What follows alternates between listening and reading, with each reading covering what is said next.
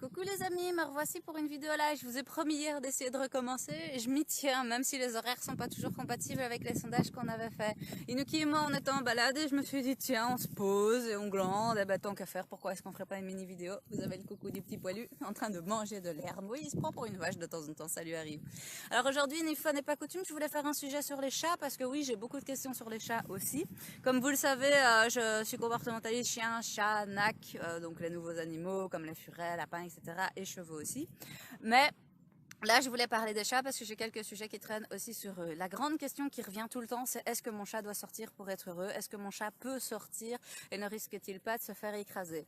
Alors, c'est une question pas facile parce que ça dépend vraiment de l'animal, du chat en lui-même, de la lignée dont il vient, de sa génétique et de ses besoins en tant qu'individu. Tous les chats n'ont pas besoin de sortir, effectivement. J'ai moi-même dans mes 3 chats, un de mes chats qui est vraiment un chat d'appartement. C'est limite s'il n'a pas peur dès qu'il est dehors. Je vais vous expliquer d'où ça vient, pourquoi et comment certains chats ont besoin de sortir. En fait, la première question à aborder, c'est l'origine des chats. Il faut savoir que tous les chats, un peu comme tous les chiens viennent du loup, tous les chats viennent d'un chat sauvage qu'on appelle le chat africain. Et oui, c'est super marrant parce que concrètement, on a un chat sauvage en Europe qui s'appelle le chat forêt ou forestier. Et en fait, nos chats sauvages, donc nos chats arrêts entre guillemets, donc le chat arrêt c'est le chat domestique retourné à la vie sauvage, donc c'est le chat qui fait vos poubelles en ville quoi en gros, ne viennent absolument pas, celui qu'on appelle chat européen, donc chat de gouttière vulgairement, ne vient absolument pas du chat sauvage européen mais du chat africain. Les chats de lignée sauvage entre guillemets vont avoir beaucoup plus de besoins sauvages et donc sortir en fait partie. Est-ce que sortir est indispensable pour un chat? Oui et non. S'il est stimulé en intérieur, il peut très bien vivre en intérieur. Sauf s'il a un instinct de chasse qui est resté très développé. Dans ce cas-là, ça va vraiment être difficile de contraindre ce chat en intérieur. Alors certaines personnes me disent, je vais ériger des clôtures, 10 mètres de haut avec un retour. Oui et non. Parce que je le dis souvent pour les chiens, mais c'est valable pour les chats aussi. Si un chat a besoin de sortir, un besoin réel de sortir parce que c'est un chasseur, ça l'aidera pas d'être enfermé dans un jardin parce que concrètement, il a besoin d'avoir son territoire et les limites de son territoire, c'est lui qui doit les définir. Premièrement, avec du marquage, avec les limites dont il a besoin. Deuxièmement, c'est pas à nous de l'enfermer dans un endroit où du coup il n'y a plus d'intérêt à tenir un territoire. Puisque les limites sont préfaites et rien ne peut y rentrer. Tu veux des câlins, tu dis bonjour, Inuki, regarde, tu t'en fous, tu bouffes de l'herbe. Il n'y a aucun intérêt à protéger ce territoire, étant donné que ce territoire est délimité par des barrières impénétrables, que ce soit vers l'extérieur ou vers l'intérieur, plus rien ne passe à part peut-être quelques mulots et quelques taupes. En plus de ça, il n'y a pas grand-chose à chasser, à part quelques mulots et quelques taupes qui peuvent passer par les sous-sols. Il n'y a pas grand-chose, il ne va pas y avoir de rats, il ne va pas y avoir de fouines, il ne va pas y avoir de mulots, enfin si, quelques mulots. Mais en fait, en gros, tous les chats ne chassent pas les mêmes proies. Certains vont être plus axés sur les oiseaux, d'autres plus sur les souris, même s'ils ont tous, quand je parle de chats chasseurs, bien sûr, ils ont tous plus ou moins, ils savent tous plus ou moins tout chasser, mais il y a certains chats qui savent chasser les insectes, c'est le roi des insectes, mais leur demandez pas de courir après un oiseau ou après, ah, j'ai été piqué dans le dos, ah, les plaisirs de la nature. Ne lui demandez pas de courir après un oiseau ou un rat.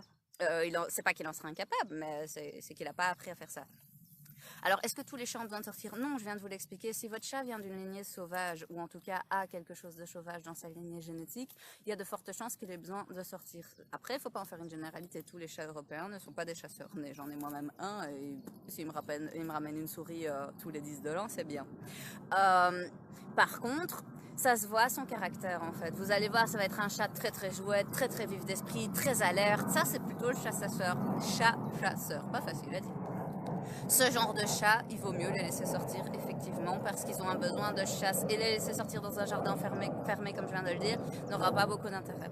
Laisser sortir dans un jardin fermé n'est pas interdit, n'est pas inutile, c'est pas ce que je suis en train de dire. Ça peut être utile pour un chat d'appartement pour qu'il puisse prendre l'air. Pour un chat qui n'a pas un besoin de chasse a quand même un besoin de sortir. On peut avoir un chat qui va sortir manger 3 brins d'herbe, potom, potom, il fait son petit tour, il se couche dans l'herbe, il se couche à l'ombre et il va adorer ça. C'est un besoin comme un autre de sortir, de ne pas rester enfermé dans les mêmes 4 murs. Ce genre de chat un peu plus fragile de caractère, moins robuste. Oh, il y a une musique. Qu'est-ce qui se passe? Coucou les amis, me revoici pour la deuxième partie de la vidéo parce qu'on a été coupé. J'ai pas compris, il m'a affiché tentative de reconnexion pendant 10 minutes. J'ai abandonné et j'ai relancé. Alors, j'étais en train de dire que les chats qui ont un besoin de chasse ne seront pas heureux dans un environnement fermé parce que je dis souvent avec le chien, le jardin, c'est jamais qu'une pièce comme les autres. Une fois que c'est connu, parce qu'il n'y a rien de nouveau. C'est pas comme une balade en rue où on va sentir de nouvelles odeurs, où on va vivre de nouvelles choses, rencontrer de nouvelles personnes, de nouveaux chiens, etc. Un jardin, c'est jamais qu'une pièce une fois qu'elle est connue par l'animal. Ben, c'est pareil pour le chat qui est enfermé dans un jardin fermé. Après, je ne dis pas que le jardin fermé est interdit et totalement inutile. Ça peut être utile pour certains chats un peu plus fragiles de caractère, moins belliqueux, qui ne sont pas de lignée sauvage et qui du coup n'ont pas besoin de chasser, mais ont un besoin de prendre le soleil, prendre l'air, etc. Ça peut être super sympa pour ce genre de chat. Après, reste la question de la sécurité. Ok, on a déterminé qu'on avait un chasseur qui a vraiment besoin de sortir, qui a besoin de se dépenser, etc. Est-ce que je peux le laisser sortir? Question subsidiaire. Est-ce que j'ai pas peur pour sa sécurité? Est-ce qu'il risque rien? Première réponse, ça dépend du chat. Encore une fois, il y a certains chats qui vont même sortir en ville et qui vont très bien le vivre. Il y a même certains chats qui sont nés en ville et qui vont très bien le vivre. Ces chats-là ne vont pas avoir de soucis et vont savoir éviter les voitures, savoir éviter les travaux, éviter les ouvriers, éviter toutes les situations problématiques en ville. Après, je vous le cache pas, moi-même, si j'habitais en ville, je laisserais pas sortir mes chats parce que je paniquerais à mourir, parce que j'aurais peur pour eux. Donc, concrètement, si vous habitez en ville, évitez d'avoir un chat chasseur. Comment vous faites pour le savoir? Ben, vous regardez les parents des chats, euh, pour voir de quel type ils sont. T'as chaud, toi. T'as chaud. Un coucou d'Inouki qui se roule. Ah, que t'es beau. T'as chaud. Oui, t'es beau. Éviter d'avoir un chat trop nerveux. Alors, quand on veut viser un chat un peu plus pantouflard, je vous le disais tantôt, tous les chats viennent d'un chat sauvage qui est le chat africain. En les sélectionnant, on n'a pas voulu forcément tous les sélectionner comme le chat européen qui s'est recombiné tout seul en redevenant sauvage et donc chat arrêt en rue, et dans les forêts. Mais quand on a sélectionné les chats, on en a sélectionné certains pour leurs caractéristiques physiques, bien sûr, leur beauté, mais aussi pour leur caractère. Donc, c'est vrai qu'aller vers un chat de race, dans certains cas, peut être sympa si vous êtes sûr que vous vivez en appartement et que vous allez vivre en appartement toute votre vie. Bah, je vous conseille facilement un ragdoll, par exemple. C'est vraiment un chat pâteau ou un persan. C'est vraiment le chat qui va manger 3 brins d'herbe sur la terrasse, il sera content. Après, je répète, tout est question d'individualité aussi. Tous les ragdolls et tous les persans ne sont pas aussi pisses, mais c'est vraiment rare d'aller dégoter un persan chasseur, quoi. Après, il y a toutes les races qui posent beaucoup de polémiques en ce moment à Bruxelles d'ailleurs, toutes les races hybrides comme les Savannah ou les Bengales qui sont croisées avec des félins de plus grande taille sauvage. Le Bengale avec le tigre du Bengale, je pense, le Savannah, je ne sais plus. Ces chats-là, clairement, sont lignés sauvages parce qu'on a croisé un chat domestique avec un chat, c'est même pas un chat, c'est un félin de grande taille, hyper sauvage qui n'a jamais été vraiment domestiqué. Donc ces chats-là, clairement, c'est pas des chats à avoir en appartement, surtout si vous êtes en F1. F1, ça veut dire quoi? Comme ça, vous comprenez un peu les termes techniques si vous les voyez sur Internet. F1, ça veut dire première génération d'hybridation. Donc ça veut dire qu'on a un chat européen avec un tigre du Bengale pour le Bengale. Et c'est la première génération. Normalement, ces races-là sont interdites à l'adoption. On ne peut pas les faire adopter par des particuliers qui ne s'y connaissent pas. Mais ça arrive quand même qu'on en propose. Et même des F1, F2, ça veut dire qu'on a reproduit des F1 ensemble. Et donc, ce sont des chats qui restent très, très sauvages, qui ont des besoins de chasse. Vous avez un mini-tigre. Alors, c'est magnifique. Hein, on trouve ça tous magnifique. Oh, c'est beau, on dirait un tigre. Mais vraiment, en appartement, il sera malheureux comme les blés parce qu'il a vraiment besoin de chasser. Il a besoin d'un territoire 1000 fois plus grand qu'un chat arrêt. Et c'est vraiment pas adapté à la vie d'humain. Lui, il connaît la forêt. Il connaît pas la table, le fauteuil qu'il faut pas griffer. Enfin, c'est vraiment pas adapté. À la limite, si vous voulez genre de race, je vous dirais pourquoi pas. Si vous habitez une ferme à la campagne avec le chat à 600 mètres carrés derrière lui de forêt, il sera super heureux, pourquoi pas. Mais en appartement ou en tout cas en vie sociale, c'est pas possible. Alors revenons à des chats un peu plus simples et plus courants, on va dire. Imaginons, j'ai un chat européen, hyper chasseur, j'habite à la campagne mais il y a quand même une route pas loin, est-ce que je peux le laisser sortir? Moi j'ai envie de dire oui. Ce que je vais dire est très dur, mais il vaut mieux qu'un chat ait vécu une belle vie, un peu écourtée si jamais il y a un accident, qu'il n'ait vécu une vie enfermée, malheureux, à hurler. Alors après, moduler les mots que je viens de dire. On ne laisse pas sortir un chat comme ça, n'importe comment. Première chose à faire, c'est éduquer le chat au rappel. Alors, beaucoup de personnes me répondent, un chat au rappel? Ton chat, il a du rappel? Bien sûr. Tous mes chats répondent au sifflet. J'utilise un sifflet à ultrasons. C'est hyper simple d'apprendre le rappel au chat. Je crois que je refais une vidéo rien que là-dessus. Comme ça, je pourrais condenser le sujet et juste dire comment apprendre le rappel à son chat. Et je montrerai d'ailleurs, parce que j'en ai une à la maison qui doit le réapprendre en ce moment. C'est hyper simple. Vous sifflez, le chat accourt parce qu'il se demande ce que c'est. Biscuit. C'est exactement la même chose qu'avec le chien. Et figurez-vous que c'est encore plus rapide avec le chat. Parce que le chat est très intelligent. Le chat est hyper indépendant. Et donc, on a toute une culture, surtout en Occident, qui dit qu'un chat, c'est inéducable. C'est faux. Un chat, c'est éducable à partir du moment où on utilise les bonnes armes et à partir du moment où on passe en éducation positive. En fait, le chat est très aversif et indépendant et solitaire. Donc, si on crie sur un chat, il va avoir tendance à fuir. Il va pas écouter comme le chien bien docile qui revient toujours vers son maître même s'il s'est fait crier dessus et donc apprend malgré lui, même en se faisant engueuler. Un chat, on le crie une fois dessus, on le voit plus. Donc forcément, avec les principes d'éducation qui étaient encore en cours il y a une cinquantaine d'années, éduquer un chat était impossible, on le faisait juste fuir et on le rendrait peureux. Alors qu'avec les principes d'éducation positive, c'est tout à fait possible. Pourquoi? Parce que les principes d'éducation positive, c'est si tu veux la friandise que j'ai en main, pas toujours une friandise, il y a plein d'autres récompenses utilisables, on s'entend bien, mais si tu veux la friandise que j'ai en main, il va falloir que tu m'écoutes.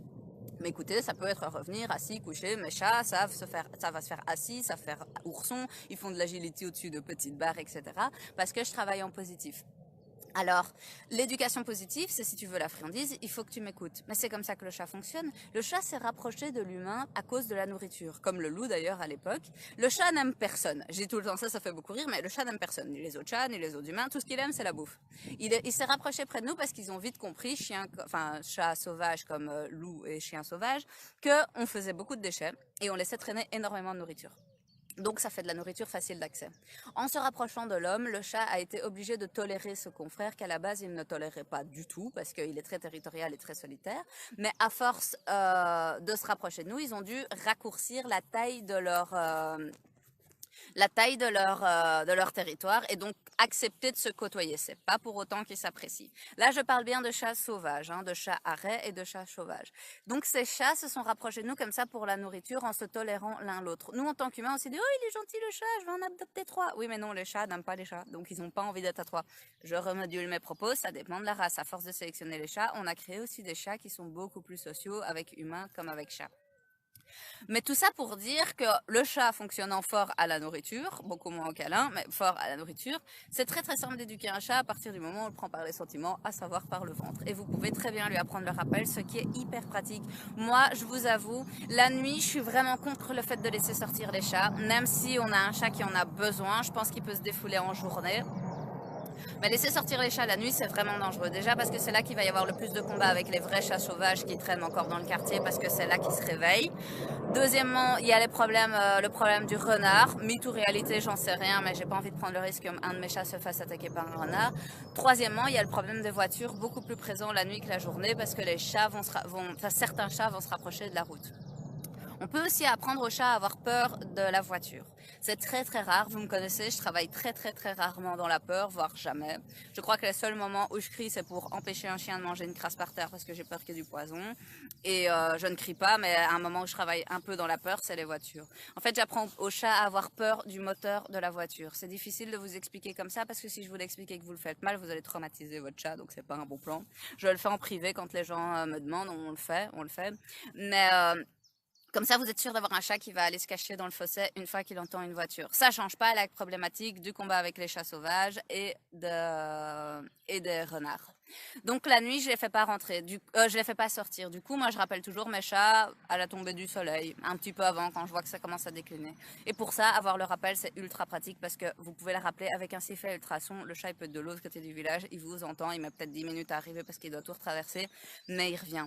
Et je vous le répète, c'est hyper facile à apprendre. Donc en conclusion de cette vidéo, ce que je dirais c'est, est-ce que mon chat doit-il sortir? Non, pas forcément. Il y a certains chats qui vivront une très belle vie en appartement et qui adoreront ça de pas sortir de leurs 100 mètres carrés. À la limite, sortir un peu sur le balcon ou dans un petit jardin clôturé, ça peut leur faire plaisir. Ce que je propose pour les chats qui sortent jamais de chez eux, c'est n'oubliez pas de leur acheter de l'herbe à chat. C'est très important pour la santé de leur tube digestif, qu'ils puissent manger de l'herbe et se faire vomir. Oui, c'est particulier, hein. Nous, on a du mal à concevoir ça, mais c'est très important pour la santé de son tube digestif. Donc Est-ce qu'il doit sortir? Non, pas forcément. S'il doit sortir et qu'il en a vraiment besoin, que vous voyez que vous avez un chasseur qui court après toutes les mouches, qui est toujours au taquet, que vous n'avez pas l'occasion de le faire sortir parce que vous avez été en ville, ben, dépensez un effort monstrueux en jeu, jouez avec lui, achetez-lui des jouets d'occupation, d'intelligence. Il y a un jouet qui va bientôt sortir qui s'appelle le Varam, qui est vraiment super top. Et en fait, il roule dans la pièce, il jette des croquettes derrière lui avec une petite floche qu'on peut taper. Je le trouve vraiment génial et je suis même un peu jalouse parce que j'avais pour projet de créer un jouet un peu similaire. Un peu plus complexe, qui balancerait des croquettes au moment où le chat a tapé. C'est pas le cas du Varam, donc ce sera un peu plus proche de son besoin éthologique, mais je trouve le Varam déjà super top. C'est un peu cher, mais ça vaut la peine si vous avez un chasseur et qu'il ne peut pas sortir.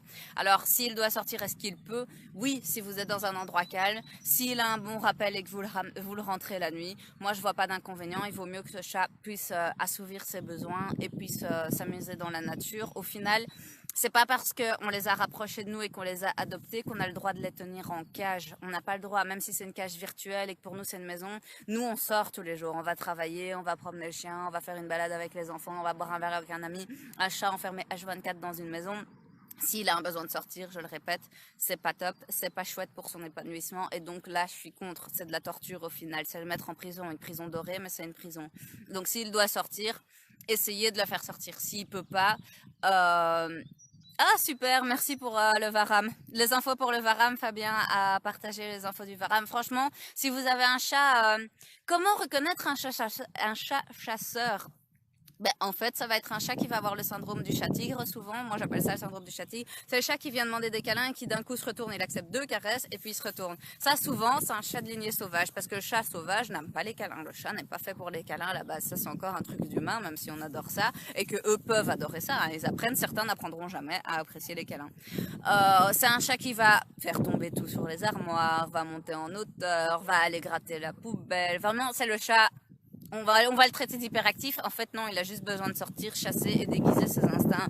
Dans ce cas-là, franchement, le Varam, je pense que c'est notre sauveur à tous. Il y a plein d'autres jouets sur le marché, hein, mais je pense vraiment que le Varam dont Fabien a partagé le lien, c'est vraiment Enfin, franchement, c'est vraiment... je fonde beaucoup d'espoir sur ce jouet, je le trouve génial. Je l'ai pas encore reçu, je l'ai commandé, je l'ai pas encore reçu, bien que mes chats sortent. Ceci dit, remarquez que je l'en ai acheté 2 et ils tourneront dans la maison tout le temps parce que c'est une stimulation en plus et qu'au plus ils s'amusent. J'en parlais encore hier, hein, de l'enrichissement du milieu. L'enrichissement du milieu en maison pour les animaux domestiques, c'est hyper important. Donc, si vous avez un chat comme ça, n'hésitez pas à regarder les autres jouets. Il y a plein de trucs sur le marché, mais je pense vraiment que si vous devez investir une somme, n'investissez pas la même somme dans 4 jouets différents qui fonctionneraient à moitié. Achetez le Varam. Pas que j'ai des actions chez eux, hein, pas du tout. Hein, je viens de l'acheter, donc. Mais j'y crois vraiment. En fait, si je vous en parle tellement, c'est parce que il y a très peu de jouets et de gamelles éthologiques pour chats. Autant pour les chiens, on déploie des trésors d'ingéniosité avec les kongs, avec les jouets à fourrer, avec les jeux d'intelligence. Le chat est très fort délaissé. Pourquoi ? Parce que le chat pose rarement souci. On a des chats malheureux à la pelle dans toutes les maisons, j'exagère, hein, il y a plein de chats heureux, mais on a des chats malheureux et tout le monde s'en fout. Personne ne s'en préoccupe parce que le chat malheureux va dans son coin, ne bouge plus, devient à la limite amorphe. Au pire, on a un chat nerveux qui fait un peu tout tomber dans la maison, on l'engueule 2 fois et puis c'est pas fini, mais bon, on s'y fait. Je sais pas pourquoi les gens s'y font. Un chat qui grogne dans son coin et qui attaque tout le temps, qui ne se fait jamais caresser, les gens s'y font. Par contre, un chien, là, on va tout de suite m'appeler. Les chats, on m'appelle beaucoup moins souvent, alors qu'il y a plein de solutions, hein, en phytothérapie, en comportementalisme, enfin, en rééducation, et surtout, les occuper. Enrichissement du milieu, je le dirai jamais assez. Et c'est pour ça que je suis hyper fan du Varam parce que c'est un des premiers que je trouve vraiment, et le pire c'est qu'il a été déployé pour des petits chiens à la base, mais je le trouve vraiment pertinent et je trouve qu'il a de l'avenir pour tous ces chats parce que on me contacte quand même, hein, j'exagère, on me contacte pour des chats agressifs, des chats malheureux, etc. Mais tellement moins que pour les chiens que je trouve ça dommage et c'est un peu mon combat de tous les jours, que tous les animaux soient heureux, hein, que ce soit les perroquets, les rats, les chiens, les chevaux, les ours. J'ai aussi la formation soigneur animalier, donc après tout pourquoi pas, mais voilà. Je voulais juste faire cette petite vidéo sur les chats pour une fois parce que j'en fais beaucoup sur les chiens aussi, alors que je n'arrête pas de dire que j'aimerais bien qu'on s'occupe plus des chats. Donc voilà, je trouvais ça logique de le faire. J'en ferai d'autres, j'essaierai d'en faire un maximum, même si c'est pas la bonne heure, même si je sais que vous travaillez tous. N'hésitez pas à regarder la vidéo après et à poster vos commentaires. Après, j'y répondrai par écrit ou dans une autre vidéo. On verra. On vous fait un gros bisou avec le poulet. Je sais même pas si vous le voyez. C'est où poulet? C'est où poulet? T'es là? Tu te roules, hein. Tu te roules dans l'herbe. Une belle après-midi à tous. Au revoir. et bon week-end de Pâques à tous.